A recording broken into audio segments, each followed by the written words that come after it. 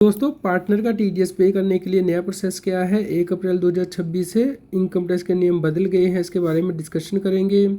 Regular update के लिए CA Satbir Singh YouTube channel को सब्सक्राइब कर लें ताकि आपको टैक्स के रेगुलर अपडेट मिलते रहें। दोस्तों सबसे पहले आपको incometax.gov.in पोर्टल पे जाना है, वहाँ पे लॉगिन करना है। यहाँ पे आपको अपना टैन नंबर एंटर करना है, क्योंकि जो पार्टनर का टीडीएस है, पार्टनरशिप फर्म जमा कराती है तो उसके पास टैन नंबर होता है, उसके साथ ही जमा किया जाता है। उसके बाद आप ई फाइल में जाएंगे, ई पे टैक्स में जाएंगे। यहाँ पे आप इनकम टैक्स एक्ट 2025 चूज़ करेंगे। यहाँ पे न्यू पेमेंट पे प्रेस करेंगे तो इस प्रकार से टैक्स ईयर 26-27 आएगा, यानी कि 1 अप्रैल 26 से 31 मार्च तारीख के बीच में आपने जो टीडीएस काटा है उसे जमा कराना है।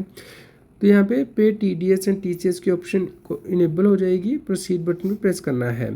यहाँ पे आपको ध्यान रखना है कि अगर आपका जो डिडक्टिव जो पार्टनर है जिसका आप टीडीएस काटेंगे, अगर वो नॉन रेजिडेंट है तो उसका अलग चालान बनेगा, अगर वो रेजिडेंट है तो उसका अलग चालान बनेगा। अदरवाइज़ आप यहाँ पे एक ही चालान में डिटेल ऐड कर सकते हैं। तो यहाँ पे आप ऊपर other than company deductive choose करेंगे और नीचे रेजिडेंट, अगर आपका पार्टनर रेजिडेंट है जिसका टीडीएस काट रहे हैं तो यहाँ पे अब आपको सेक्शन कोड चूज़ करना है।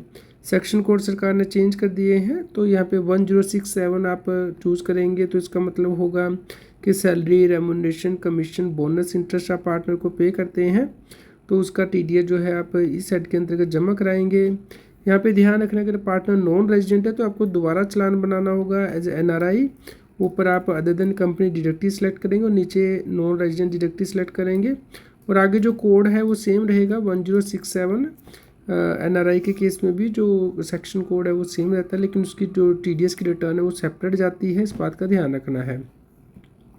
तो यहाँ पे हमने रेजिडेंट डिडक्टिव चूज़ किया है और उसका जो टीडीएस है वो यहाँ पे 1067 कोड के अंतर्गत आ जाएगा।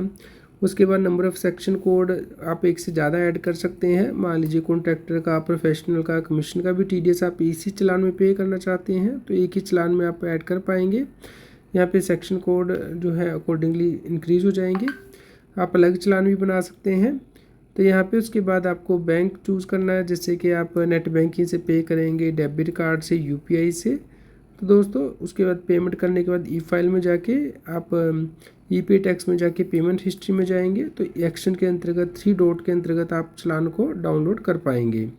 तो इस प्रकार आप आसानी से जो पार्टनर का टीडीएस पे कर सकते हैं।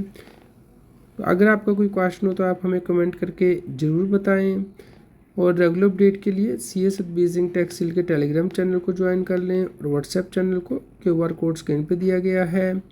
लाइक करें और शेयर करें ताकि सभी लोगों तक की जानकारी पहुंच पाए और वो टैक्स की कंप्लायंस कर पाएँ